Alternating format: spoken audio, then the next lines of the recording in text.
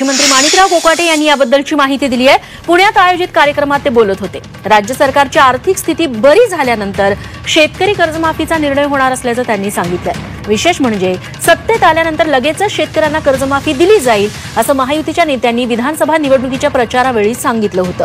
मात्र आता सत्तेत आल्यानंतर शेतकरी कर्जमाफीसाठी आणखी 4 ते 6 महिने थांबावं लागणार असल्याचं कृषी मंत्र्यांनी सांगितलंय। त्यामुळे यातून आता राजकारण रंगण्याची शक्यता आहे।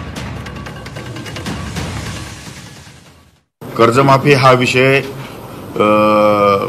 सहकार विभागामध्ये येतो।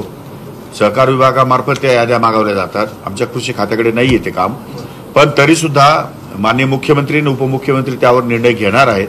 माहिती मागवण्याचं काम सुरू आहे आणि जेव्हा व्यवस्थितपणे बजेटमध्ये किंवा आर्थिक परिस्थिती जेव्हा राज्याची व्यवस्थितपणे होईल तेवढ्या 4-6 महिन्यामध्ये ते निर्णय घेतील।